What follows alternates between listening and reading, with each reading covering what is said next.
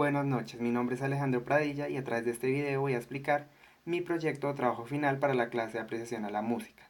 Ahora bien, para iniciar este proyecto entonces les voy a contar un poco mi motivación. Uno de los problemas más comunes en el aprendizaje de un nuevo idioma es la dificultad para identificar los sonidos propios a la pronunciación y fonética de un nuevo idioma. Siendo así, para resolver esta pregunta debía relacionar dos aspectos. Los dos aspectos que escogí para relacionar son el entrenamiento en el oído musical con el aprendizaje de nuevos idiomas. Entonces, para iniciar esto tenía obviamente que investigar. Entonces, ¿cómo inicié este proceso de investigación? Pues el proceso de investigación lo inicié a través de una charla TED. En esta charla TED había una políglota llamada Susana Zariaski. Ella afirmó que era más fácil aprender cosas cuando se le relacionaba con la música, porque la música activa distintos sectores del cerebro que otros estímulos como el lenguaje no logran abarcar. Fue allí cuando mencionó a un neurólogo británico llamado Oliver Sacks para sustentar precisamente esta posición de que la música es un estímulo mejor para el cerebro y para el aprendizaje que otros estímulos que tenemos disponibles, tales como el lenguaje, inclusive otros estímulos derivados de otros sentidos distintos al auditivo que hace parte de la música. Siendo así, entonces, es importante hablar propiamente de Oliver Sacks. Él escribió un libro llamado Musicofilia. En el libro Musicofilia, él afirma que hay conexiones cerebrales que se activan con la música. ¿Por qué dedujo esto? Porque hay personas que sufrían Alzheimer, que eran pacientes de él, y el único estímulo al que respondían bien era la música. ¿De qué forma respondían bien? Recordando cosas, diciendo frases coherentes cuando mucho tiempo antes no podían decirlas, o incluso recordando algunos aspectos históricos de la época en la que habían vivido. Entonces allí fue cuando determinó que las zonas que se activaban ante la música en el cerebro eran las relacionadas con la memoria, con el estado anímico e incluso con los sentimientos. De allí entonces que estas personas estuvieran mejor estimuladas por medio de la música que por otro tipo de terapias que habían intentado los neurólogos en su momento. Pero, si bien esta fuente es importante para la investigación, no es concluyente frente a la misma porque en ningún momento establece precisamente cómo el entrenamiento del oído musical puede incidir en el aprendizaje pues, de este nuevo idioma. Simplemente establece una conexión entre el aprendizaje o la rememoración de temas ya aprendidos y la música, pero no como tal con el objeto de estudio de la pregunta que era los idiomas. Siendo así, pues encontré más información también en una charla de TED Talk de una psicóloga de la música llamada Becky Williamson.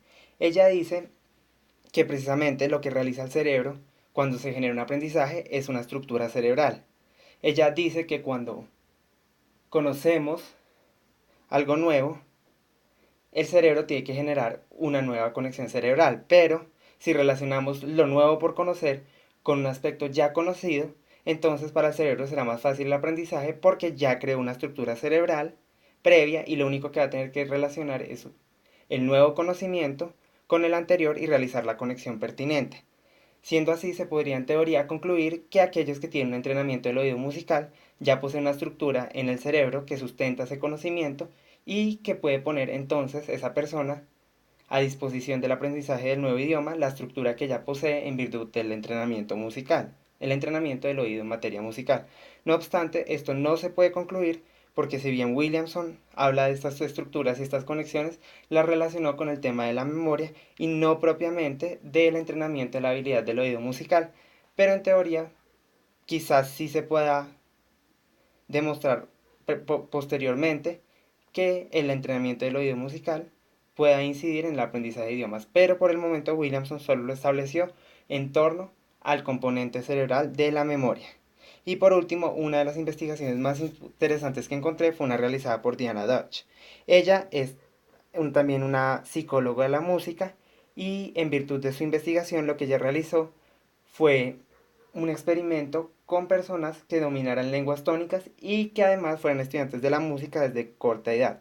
Recuerden que las lenguas tónicas son aquellas cuyas palabras tienen una entonación precisa y que esa entonación precisa es la que le da el significado a la palabra. Es decir, que según la entonación y la pronunciación que hago de las sílabas, le doy el significado pertinente a la palabra.